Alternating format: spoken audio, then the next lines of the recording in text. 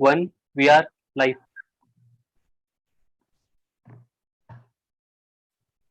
A very warm welcome to our esteemed speaker, Dr. M. Srinivasa Rao, and the delegates attending today's session on hypertension control from guideline to practice, organized by Hetero. I'm Dr. Shyam, the head of medical affairs from emerging markets at Hetero. Hetero is a multinational generic company with its presence in over 126 countries. And Hetero has a strong portfolio of cardiometabolic medicines and is at the forefront in making generic medicines accessible and affordable.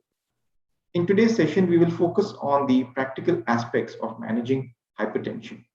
The session will be followed by a Q&A session, wherein I would request our delegates to post their questions in the chat box. A brief introduction of our speaker for today, Dr. M. Srinivasa Rao. He is the head of Department of Cardiology and a senior interventional cardiologist at Apollo Hospital, Hyderabad, India. He has over 28 years of experience in cardiology and has a gold medal in general medicine.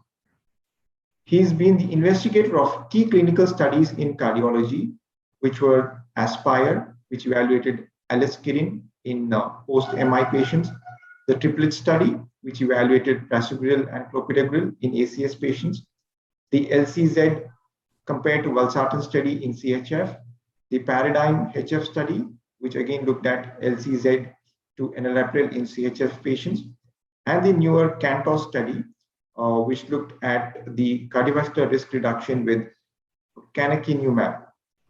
He holds memberships in various societies, ranging from Fellow Society for Cardiovascular Angiography and Interventions USA, Fellow European College of Cardiology, Life Member, Cardiological Society of India, and Indian College of Cardiology. He has over 60 fellows whom he has trained as cardiologists and intervention cardiologists since 1990. He has published several scientific papers in international peer-reviewed journals. On this note, I would request Dr. Srinivasa Rao to begin today's session. Please, sir. Thank you very much, Dr. Shyam, for introducing me to the audience today. Thank you, Hetero Group, for actually making this possible today to speak on a very important topic, hypertension. As we all know, hypertension is a very common disease that we all come across, no matter which faculty we belong, whether we are dealing with general medicine, general surgery, or maybe pediatrics, or maybe ophthalmology, endocrinology, cardiology. Every faculty of medicine do come across this problem of hypertension. So hypertension is a very prevalent disease, and its prevalence also increasing over a period of time. And there is a large problem globally about hypertension. So it's an important topic or important disease that we need to know about it, and how best we can treat this disease and how best we can prevent complications that arise from hypertension. So I will be sharing my screen now for the talk. So today I'm going to speak about treatment of hypertension with guidelines to practice. As we all know that hypertension is a very high prevalence in our societies. Globally, increased blood pressure is a leading risk and for death and as a disability, and accounts for approximately 10% of the health care spending. About 40% of the adults and about 25 years or older have hypertension. So 18% of the deaths globally and 7% disabilities is attributed to increased blood pressure globally. An estimated 45% of the heart disease and 50% of the strokes are being caused by increased blood pressure. So emerging health crises caused by dementia, renal failure, are also because of the elevated blood pressure, which is uncontrolled. And now in India, if you look at the Indian subcontinent, we have hypertension as a very major problem. In fact, about 1/3 of the population is hypertensive, and at least half of them of the population are noted to be a pre-hypertensive. They are not hypertensives, but they are coined as a pre-hypertensives because they are likely to go into hypertension, chronic hypertension, if they are not taken care of to prevent hypertension developing in them. And only 1/3 of the population that we say that they are normal, which do not fall into either pre-hypertensive group or hypertensive group. So this shows what is the magnitude of problem of hypertension in India. Of course, not in India, globally also, this is a major problem. And as you know, that wherever there is increase in the population, which in a older population beyond 60 years, the hypertension also increases in their prevalence because it's a disease of the age. So a person who is beyond 55 years, what is the lifetime chance of he developing hypertension? It is about 90% of the lifetime risk of developing hypertension when we are beyond 55 years of age. This shows what is the prevalence, how high is the prevalence of hypertension in the world. And just what we call a slide or just a discussion about the reason what we call the classification of hypertension, and it's what we call the definition of hypertension by ESC. This ESC classification also is, this guideline is taken also by Indian hypertension guidelines, where we define a optimal blood pressure less than 120 systolic and less than 80 diastolic. And it's called normal when the blood pressure is between 120 to 129 systolic and diastolic 80 to 84. And we call high normal blood pressure, which was previously coined as prehypertensive. Now we call as high normal hypertension. 9 systolic and 85 to 89 diastolic. So then once we define hypertension as grade 1 when we reach a blood pressure of 140 to 159 and a diastolic of 90 to 99, which is a grade 1 hypertension. Grade 2 is 160 to 179 and diastolic 100 to 109. And grade 2 hypertension is defined as more than 180 millimeters of pressure, and systolic and diastolic more than 110 millimeters of pressure. So there's also what is called a peculiar disease of elderly, that is called isolated hypertension, where as for systolic hypertension, we define this as any blood pressure systolic more than 140 with diastolic blood pressure of less than 90. So this is how the definition of hypertension we currently follow in India as well. And the mortality of hypertension, when there is more than 20 millimeters systolic and diastolic 10 millimeters elevated, its almost severe mortality also doubles. So as the blood pressure goes up, the mortality also goes up. So an increase in blood pressure of systolic 20 and diastolic 10 means increase in the mortality by 2 times. So a blood pressure which is controlled optimally, you can see how good it is to prevent the mortality and morbidity.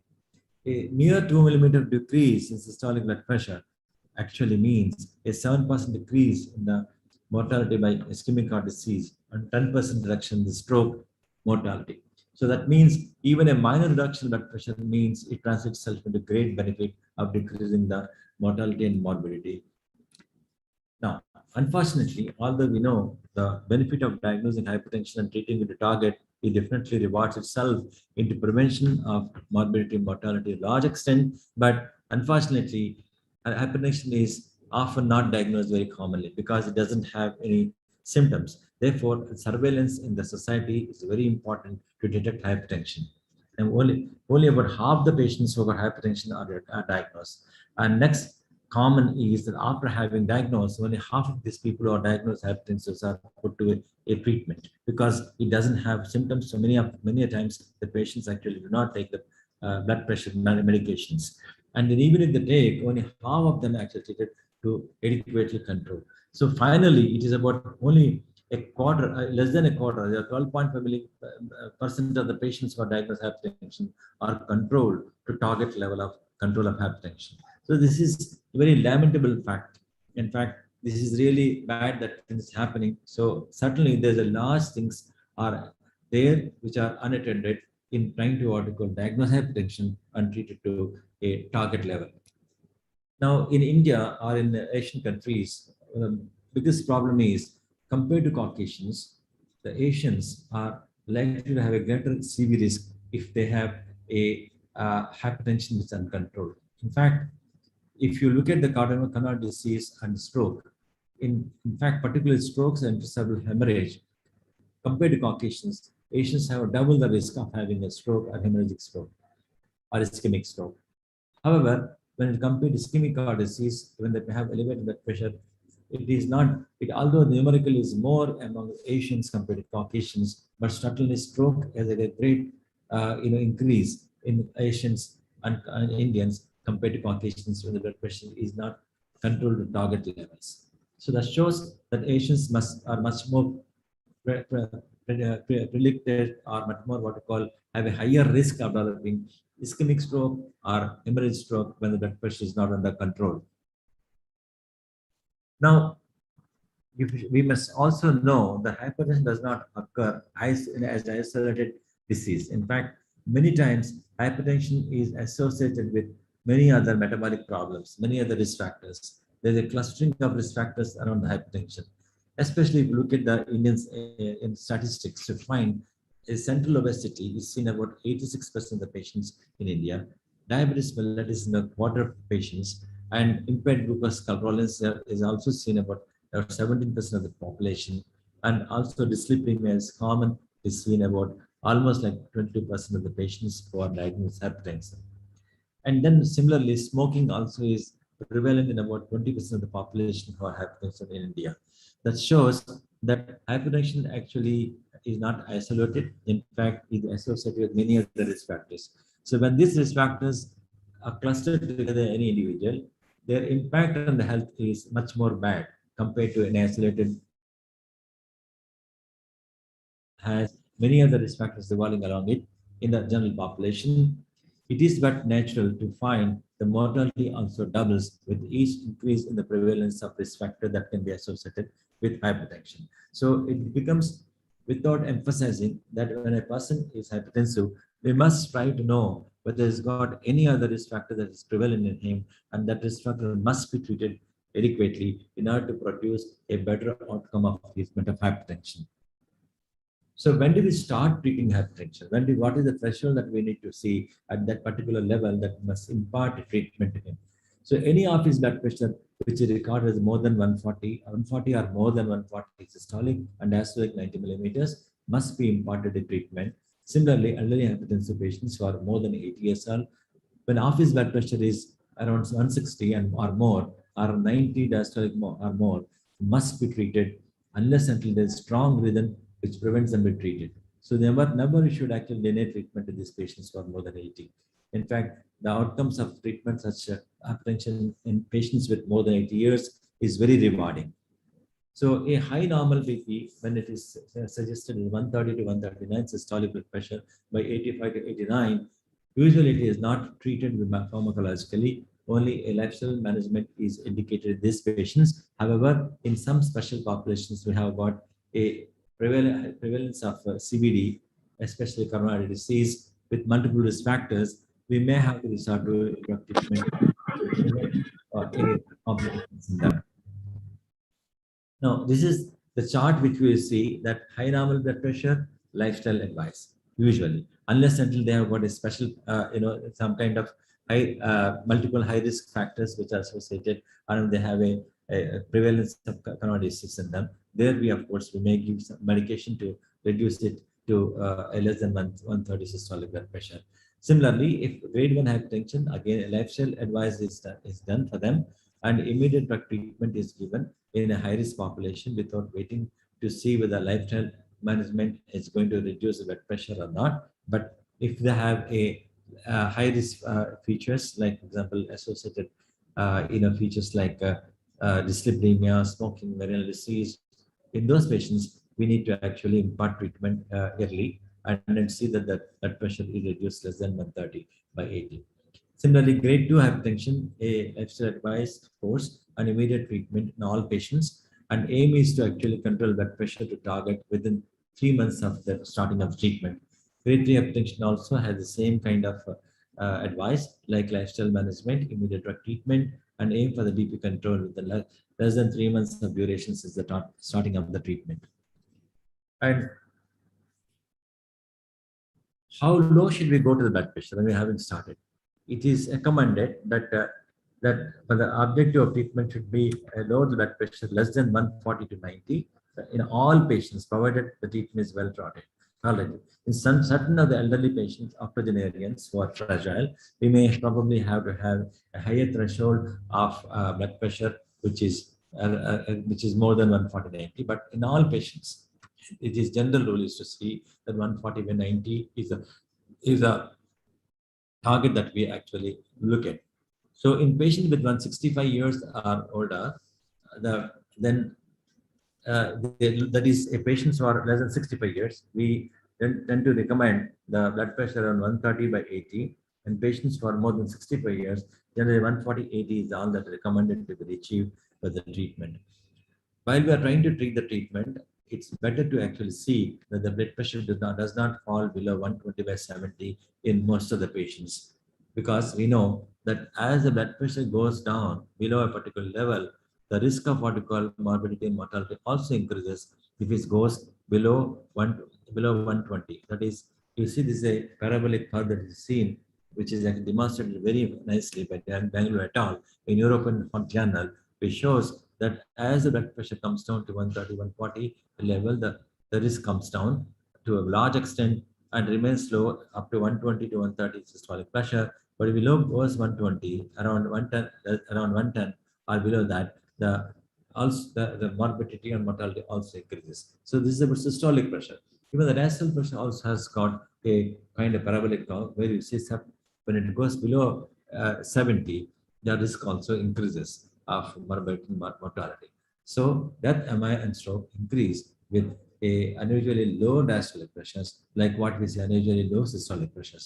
So one should be careful not to decrease the blood pressure to a very low levels below 110 systolic or maybe less than 70 diastolic blood pressures. Now, while we are trying to pharmacologically treat, we must also think that what is important to actually look at other than medicines. In fact, before we advocate medication, we must also have a lifestyle modification patient with hypertension. Example, his lifestyle should be that he should dietary restriction of salt of less than 5 grams is important. And then recommended alcohol is also cut down to a large extent. If they completely withdraw alcohol, that's the best thing. If they can't withdraw this alcohol, as then at least we should minimize alcohol intake of less than 14 units per week in month, and then less than 8 units of alcohol in women. But this is for the week. Similarly, never actually have binge drinking in these patients, because binge drinking also increases the risk of cortical complications with hypertension. So there's recommendation of increased consumption of vegetables, fresh fruits, and white meat instead of red meat. And body weight control should be optimal in trying to reduce obesity. And then always to try to see that the weight is maintained optimally, and also weight circumstances should be optimally reduced to optimal level as 94 centimeters in men and less than 80 centimeters of waist width in case of women. Similarly, aerobic exercise is recommended in most of the patients with hypertension in order to reduce the possibility of complication that may arise with hypertension, and also trying to what we call control the blood pressure optimally with lifestyle changes as it is. Smoking cessation must be optimal. It should be actually emphasized that smoking should totally avoided. Both passive and active smoking should be avoided.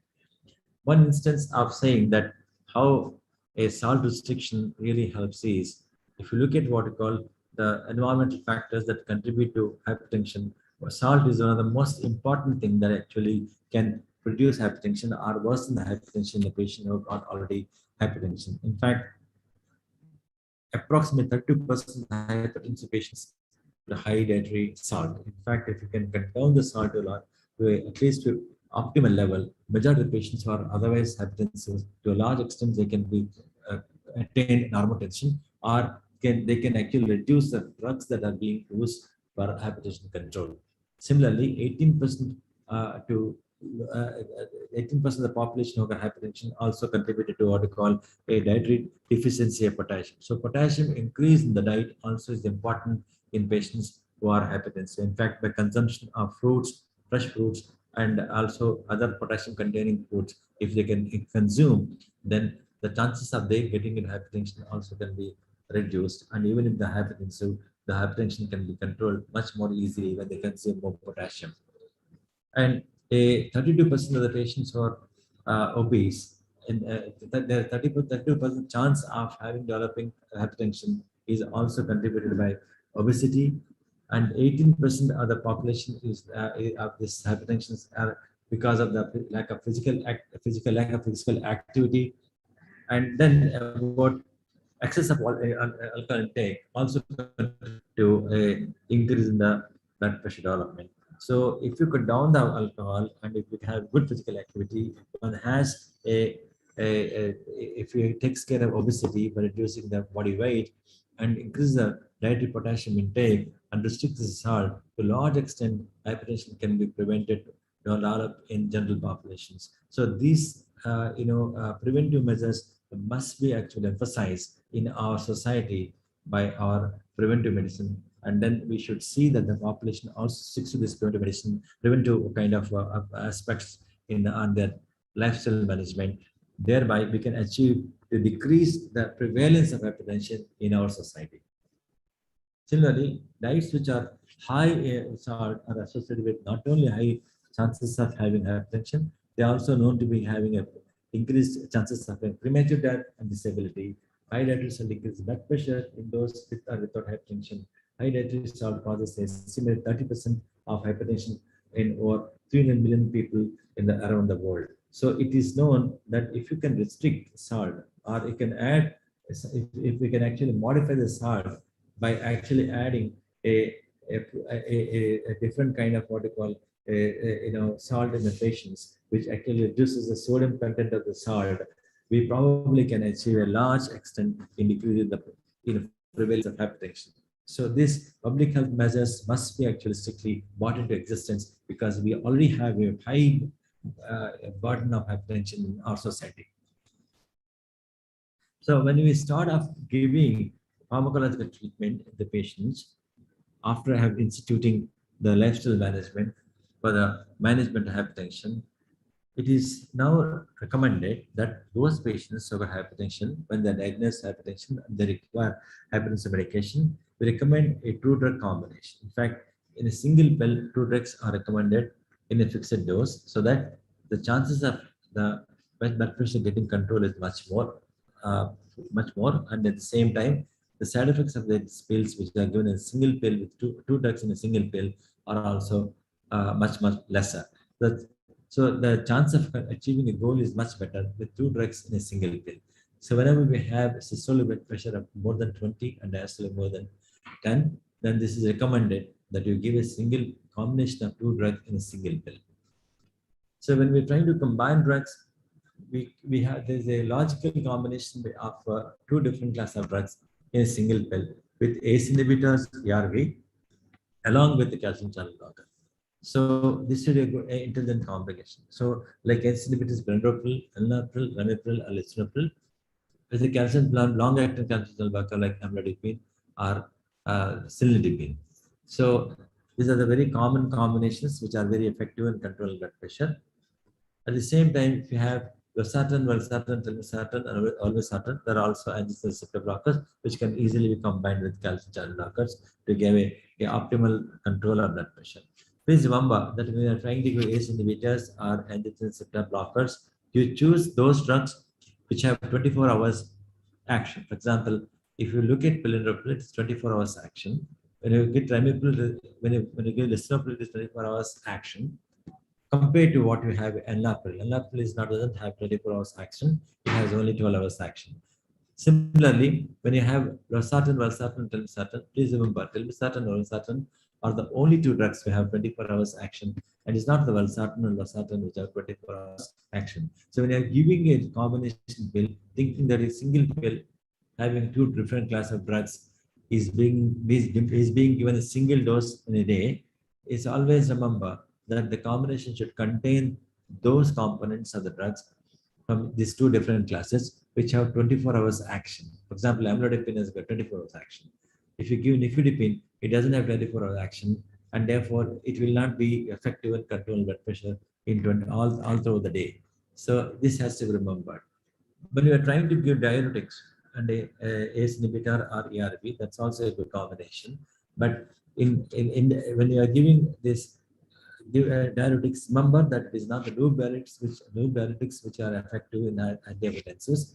It is the thiazide group of drugs which are long acting, which are actually highly effective. The longer the action of the diuretic, the better is the control of the blood pressure. So choose among diuretics either indapamide or hydrochlorothiazide or chlorothiazide, any one of them, which actually have got a long action. Well, beta blockers these days are not the drugs of choice at the initial treatment unless actually they have got a special indication in the treatment of hypertension with the coexisting problems, which we come across, which we're going to discuss in the later part of our talk. Now, this, when you have a patient, when you're summarizing that we need to give a patient a combination drugs in a single pill, there are two different drugs in a single combination. How do you choose this combination? Well, we divide the population as less than 50 years and more than 50 years. Hypertension in less than in younger age group, it is hyperrenemic. Whereas in those elderly group patients more than 50 years, it is not hyperrenemic hypertension, in fact, hyperrenemic hypertension. So when you have the patients which are less than 50 years, they respond very well to beta blockers or they respond to ACE inhibitors and ARBs. Whereas in patients who have got hyporenemic hypertension, as it is seen mostly in the elderly age group, more than 50 years, they respond better with diuretics or calcium blockers. So when you have an younger age group, you start them with either beta blockers or ACE inhibitors to start with, because beta blockers are also good anti-renemic action. Therefore, they have anti-renin action is very good with the beta blockers. So you can, instance, you can start with beta, ACE inhibitors, ARB, and beta blockers. In the old age group, try to put them on calcium blockers or thiazide type of diuretics. After having chosen one of these drugs in each group, if the blood pressure requires a second drug, you can go for either, if they're using ACE inhibitors, you can actually start with the diuretic or maybe a calcium channel blocker in the age group or old age group, you can actually combine with ACE inhibitors, ARB after having started with calcium channel blockers. So this is how we recommend, depending on age, younger age group, ACE inhibitors, ARBs, older age group, calcium channel blockers, and diuretics, and as a first line therapy. And you are adding a second drug, you can choose as a beta blocker or a beta blocker or a calcium channel blocker and the younger age group, and or in older age group, having started with the calcium channel blocker, you can add them an ACE inhibitor, ARB, and plus a diuretic, depending upon their response to this initial treatment. So the core drug treatment strategy and uncomplicated hypertension would be like, first start with a single pill with two combination of two drugs of different class, and step two is add another drug either in the form of diuretic, and step three is if they don't actually respond, then you actually will call it a resistant hypertension, and we add spironolactone for them, or subsequently can actually choose a alpha blocker or a beta blocker in them.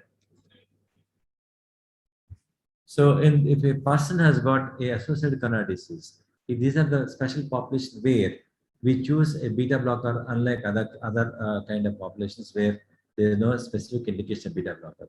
If a person has got hypertension with CAD, initially a preferential use of beta blocker also is bought in initial treatment. And if the person is CKD, it is not true that a person is CKD should actually withdraw ACE inhibitor ARB or should totally avoid ACE inhibitor ARB in CKD. In fact, they do well with many of the CKD patients. They do well with ACE or ARB when they start them. In fact, it is rare to see that in many of the patients CKD that it is not true that they have actually all the time have hyperkalemia. In fact, if hyperkalemia is not a problem, you can always start them. You can also always give them ACE inhibitor ARB. And in case ACE inhibitor ARB is not able to control the blood pressure, a calcium channel blocker can be added, or a combination can be given along with the diuretic as well. While we are choosing a diuretic in CKD, remember that thiazide diuretics should not be given. In fact, this is the population where we give a loop diuretic, because thiazide diuretics do not act in CKD because they simply are inefficient in trying to produce enough amount of diuresis. So they require stronger diuretics, they require a loop diuretic. Therefore, you have to replace thiazide diuretic with a loop diuretic. Then if the patient has got heart failure along with hypertension, Then first line therapy that is most important is ACE inhibitors, ARB, and diuretic, and a beta blocker. A RNA can also be replaced, replaced, and you can actually preferentially give RNA in the place of ACE inhibitor ARB, because RNA has got a special prediction of increase better outcomes and decrease mortality in patients with heart failure when you give RNA in preference to ACE inhibitors. So you can actually start with RNA and diuretic, that is a loop diuretic, or for that matter spironolactone. In fact, in these patients, spironolactone has better molecular outcome, and a beta blocker also. In atrial fibrillation, again, you need to actually control the ventricular response. A beta blocker would be a better choice to start with, because we require heart rate. Heart rate control is important in atrial fibrillation. We require heart rate to be controlled, ventricular response to be controlled in atrial fibrillation. The beta blockers would be a better choice in them. While coming to diabetes patients, we need to know that when patients with diabetes and hypertension, is the control of hypertension to the optimal level, which dictates the mortality and morbidity reduction. In fact, it scores over the glucose control. The glucose control, a glycemic control, is not that important as control of hypertension in them in order to reduce the mortality and morbidity. Remember this, that any patient with diabetes and hypertension, the hypertension must be controlled very optimally. Otherwise, you actually have much higher mortality and morbidity among the diabetic population. So the patient with diabetes, in fact, it is not uncommon that patients who have got diabetes do have hypertension. In fact, 50% of the patients who have diabetes do have hypertension, and hypertension in them has a special what we call characters. In fact, the patients who have diabetes, they are prone for nocturnal hypertension, number one. Even if you control daytime blood pressure, the nighttime blood pressure remains still higher among them. Number three, patients who got hypertension in diabetic population, the hypertension is extremely resistant. In fact, many times you may require more than 2 drugs to control a blood pressure in diabetic population. So remember this fact that number one, you have to optimally target the blood pressure control in patients with diabetes in order to reduce the mortality and morbidity. And number two, nocturnal hypertension is very common among them, so you must look for the nocturnal hypertension among them. Number three, you must also see the blood pressure, which is not very easily to control among them. It may require more than 2 different kind of drugs to control blood pressure in patients with the diabetes mellitus. Now, having known this kind of different populations who have hypertension, is hypertension blood pressure is the same throughout the 24 hours? In fact, it is not true. In fact, blood pressure has got so much of variability in 24 hours. In fact, daytime surge, in the early morning surge, we have blood pressure at the higher than rest of the daytime. In fact, towards the nighttime and the deep sleep, we have blood pressure comes down to very low level. In fact, this is a nocturnal dip. That nocturnal dip is extremely important.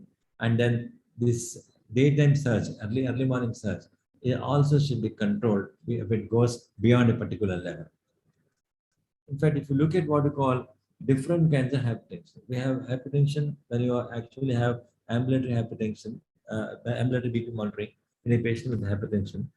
When we have ambulatory BP monitoring, we see that patients at the office, that is in the hospital, the blood pressure may be different compared to what is blood pressure at their home. Similarly, early morning blood pressure may be different, and then nighttime blood pressure may be different. So it's not throughout the same in 24 hours in patients with the blood pressure elevation.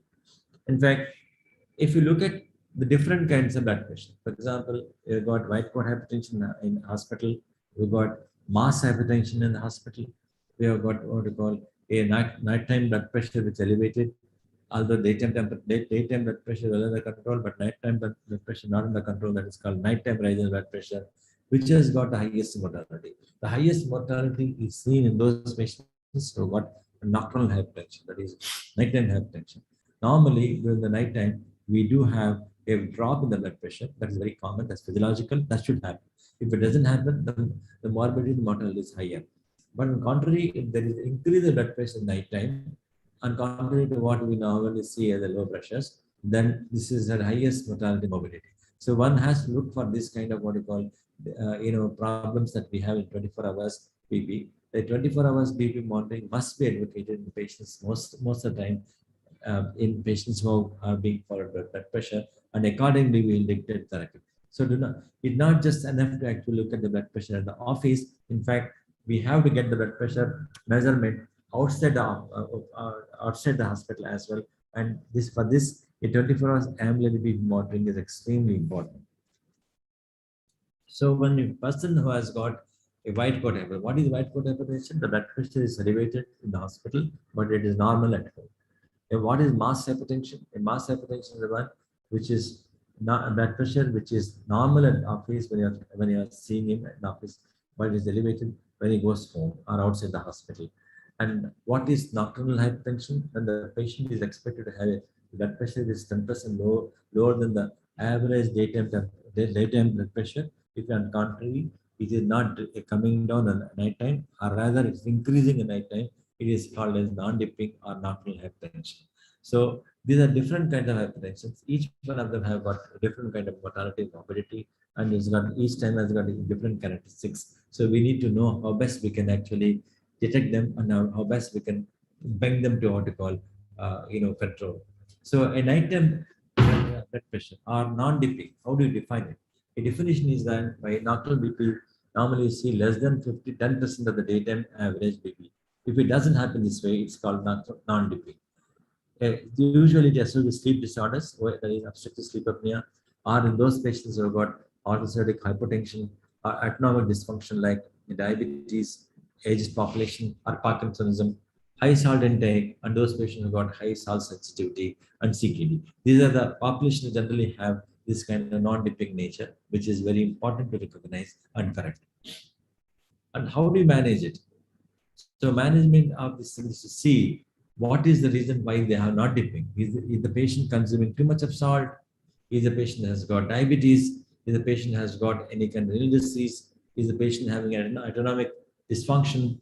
We need to actually know about this by actually imparting a 24 hours people monitoring in them, and see, look at what we call whether there has any of those kind of uh, features which may contribute to nocturnal hypertension. For example, sleep disorders. For example, obstructive sleep apnea, sleep like insomnia, restless syndrome, and these things must be recognized in these patients. And by doing a sleep study, perhaps we probably can actually get into this diagnosis of this. And please correct these things. When we correct these things, then nocturnal hypertension can also be corrected.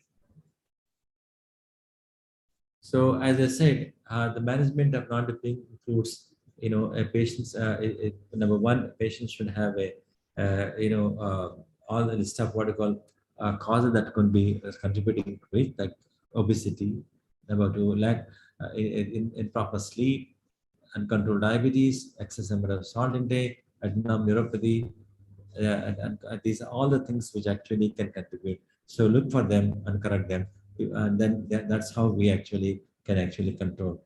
One of the drugs that can help in trying to achieve a nocturnal hypertension or non-dipping is trying to start with a diuretic, and then if the patient is diabetic, then SGL inhibitors. SGL inhibitors also known to decrease the nocturnal hypertension, and those patients who got non-dipping, it induces dipping. SGL inhibitors. Similar diuretics also do the same thing by achieving a nocturnal hypertension control. Well, white coat hypertension. First of all, a white coat hypertension is the definition is seen that the patient has high blood pressure in the clinic, but when he goes home, it's normal. But are they actually physiologically the same as a normal? No, in fact, if we have a patient with white coat hypertension, when we have hypertension patients followed up over a period of time, they do not have a same prognosis as normotensives. In fact, patients who got white coat hypertension tendency tend to have higher mortality and morbidity over a period of time. Why? Because those individuals who have white coat hypertension do have some hypertension developing over a period of time when you follow them up over a period of a 5 to 10 years of time. Now, other thing that we also see, these are the patients, white coat hypertension patients, who actually have some kind of a risk factors like obesity, and then what we call patients who have got abdominal hyperactivity, and then patients who got sleep disorders, patients who got diabetes, and patients who have other risk factors of coronary disease like hypercholesteremia, smoking. So these are the patients who are likely to have much more commonly seen white coat hypertension. So if white coat hypertension patient must be followed meticulously with regards to what it can follow up whether they're becoming hypertensive. The moment they become hypertensive, we need to impart them drug treatment. And also, white coat hypertension patients must be educated to have a better what we call a lifestyle, so that this betterment of lifestyle in them will definitely prevent them going into hypertension at a later stage of their life. Well, the mass hypertension again is a true mass hypertension is a true hypertension. In fact, when mass hypertension, if it's not recognized as mass hypertension, and then if is not put to treatment, the progress is going to be extremely bad. Therefore, treat mass hypertension as true hypertensors. White coat hypertension, regular follow-up and treatment only if very high risk factors are seen among them, and then impart them on a good lifestyle management. Non-diabetic hypertension is guided by the underlying condition. For example, sleep disorders, orthostatic hypertension, if it is there, CKD is there. If the patient has got high salt intake, do recommend low salt intake, and impart and give them a diuretic treatment, which actually most of the time it will be successful. If they're diabetic, better to give a SGLT inhibitor, because SGLT inhibitors do actually convert this non-dipping into convert a dipping characters. One word about resistant hypertension. Resistant hypertension is defined when we give at least three different classes of drug of hypertension from in an highest amount of doses that is solid to the patient, including the spironolactone treatment. If it's not imparting the control to the optimal level, it's called as resistant hypertension. There are many causes for this resistant hypertension. Most of the time, such causes which lead to a resistant hypertension are treatable, and we have to strive to recognize those kind of conditions which are making the patient have a resistant hypertension. For example, improper BP measurement, inadequate diuretic therapy, medications with inadequate doses, and maybe be thinking that we are giving adequate doses but may not be giving it, or maybe be giving a doses of drugs which are not 24 acting 24 hours. For example, many times we find one of the popular beta blockers, latenolol, which is at not 24 hours. In fact, it is less than 12 hours action. And then similarly, we are giving certain other drugs which have got a 12 hours action, like example, lisinopril, enalapril, for example, or captopril, they do not have 24 hours action. Then they may not be adequately controlled throughout the day and night. So make sure that we are giving adequate doses before we say the patient is not controlled with the drugs. Similarly, make sure that we are giving a drug which has got 24 hours duration of action. Similarly, make sure that a patient is not taking some of the drugs which can actually cause resistant hypertension. For example, non-steroidal anti-inflammatory drugs, illicit drugs, for example, symptomimetics, oral contraceptives, over-the-counter drugs, which herbal supplements can also have this kind of tendency of producing a resistant hypertension. Excess of alcohol intake, and then there are certain identifiable causes of hypertension like renal artery stenosis, which probably is responsible for this kind of resistant hypertension.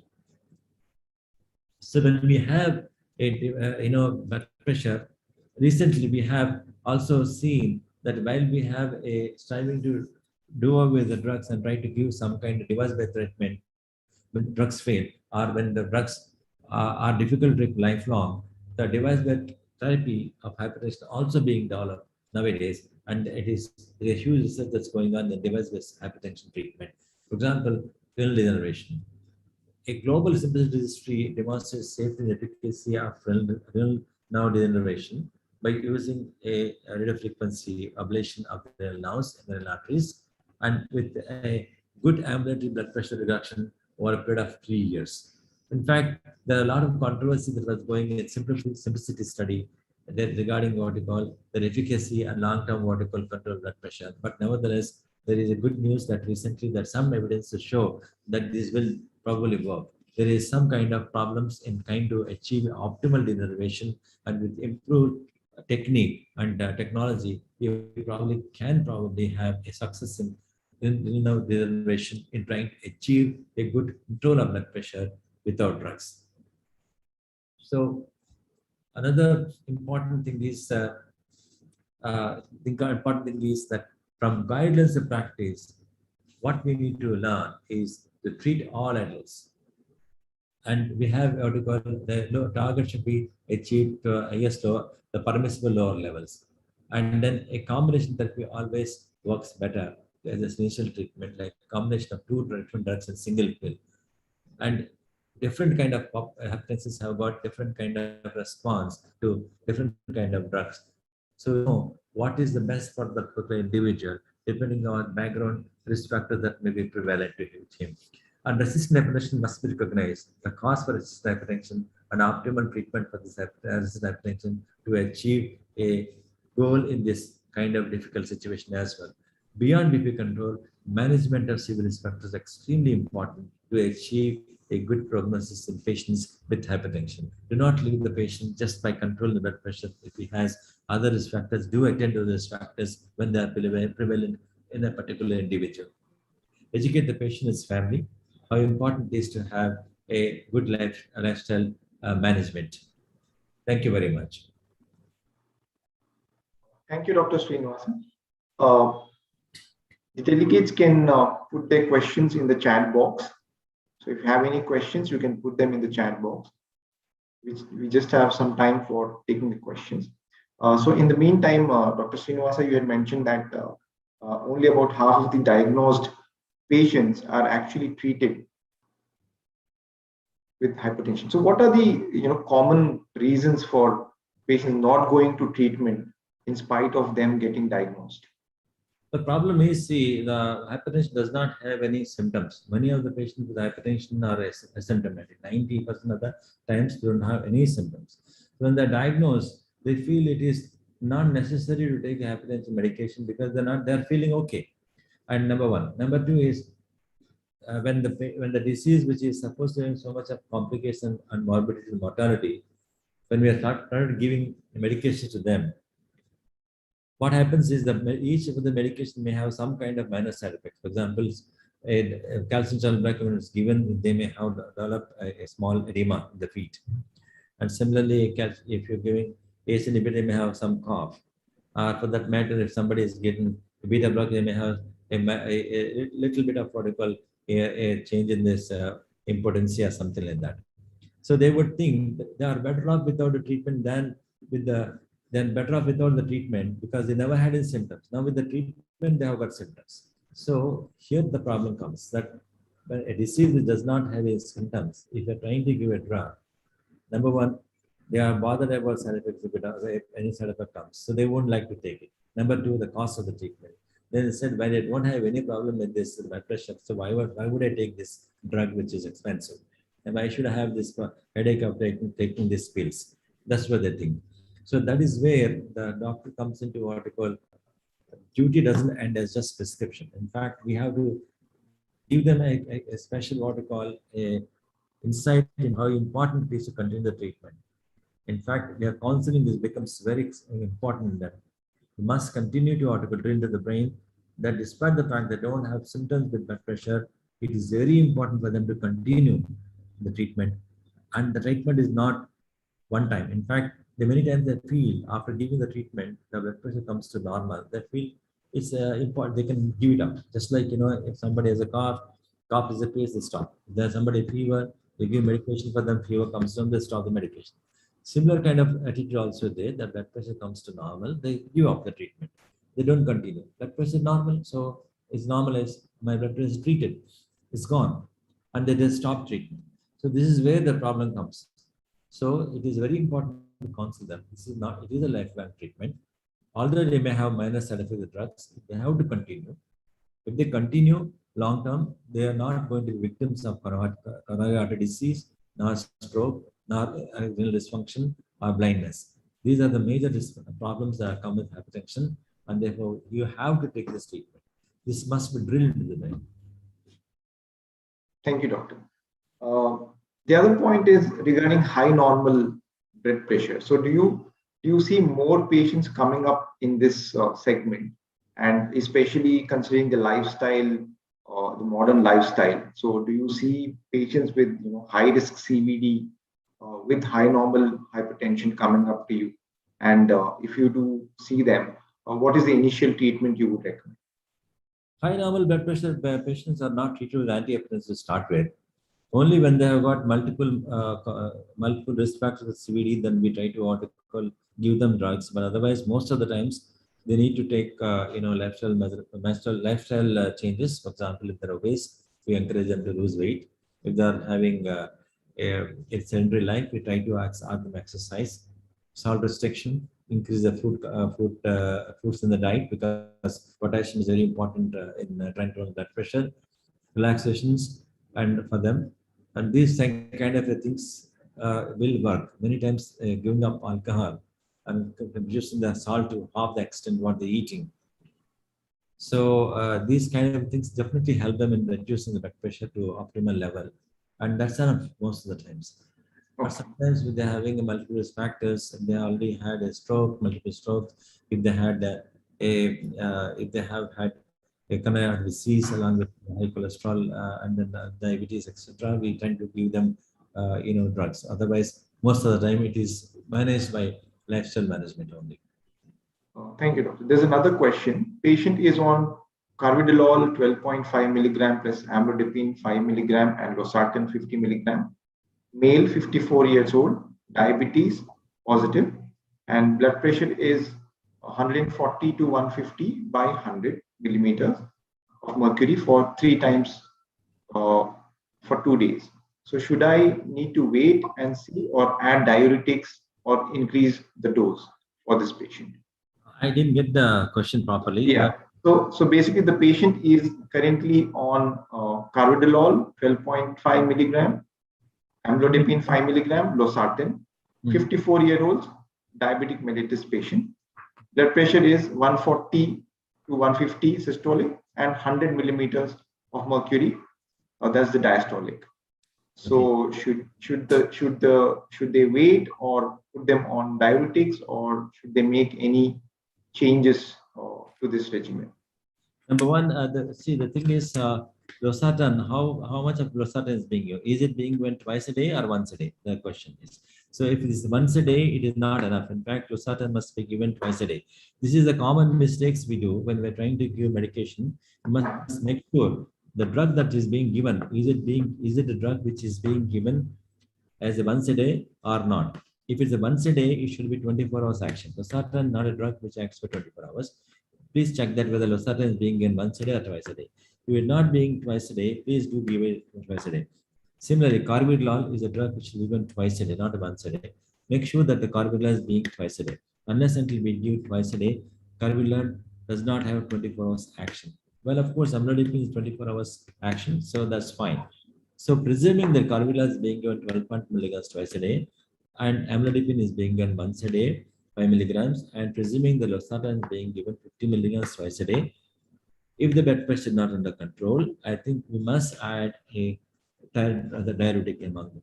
Diuretic should be given in these patients. And if it's a diabetic population, please give them a SGLT2 inhibitor, because SGLT inhibitor is definitely a good drug to be given in them, not only because it produces a cardiovascular benefits by reducing the instance of heart failure among them, also at the same time it prevents development of renal dysfunction, and if they have renal dysfunction, it prevents progression of renal dysfunction. And if the diabetics have got a nocturnal hypertension, it tends to what we call prevent nocturnal hypertension when you are giving this particular SGLT inhibitor. Thank you, doctor. There's another question. How do you treat diastolic blood pressure in middle age? Which drug is preferred? See, there's I think it's isolated diastolic blood pressure. Isolated diastolic blood pressure, you can give any of these drugs. For example, if you have ACE inhibitor, see, the diastolic blood pressure depends upon peripheral vascular resistance. The more the peripheral vascular resistance, more will be the diastolic blood pressure. So give ACE inhibitors, it is good enough. And then if you have a angiotensin receptor blockers or ACE inhibitors, that also can be given. So it depends upon the background problem of the patient. I would prefer a patient who has got a elderly age group, let's say a 50 and more. I would rather a castrol blocker in that. And then if the person is young, I would rather give ACE inhibitors ARB in this patient. Okay. There's another question. So if a patient starts taking antihypertensive medication, and it is pretty much under control, so lifestyle modification, everything. So is there any point of time they can actually stop taking the medication? Not really. If the patient has got hypertension, they find that hypertension required, a lifestyle management, and adequate lifestyle management is already done, and you have added medical medicines to them. Antihypertensive medication has been given to them, and then you have achieved a blood pressure control. It is likely that it requires blood management all through the life of the patient. It's unlikely that the patients will have to discontinue drugs because you already tried lifestyle management, and then on the top of it you are giving a antihypertensive medication. So once you start antihypertensive medications, I think it's the lifelong treatment that requires, unless the patient was obese in the previously and who has been consuming alcohol and he has been having, let's say, high salt intake, and that was the reason why he developed blood pressure. If that is taken out, probably yes, you can take out the medication.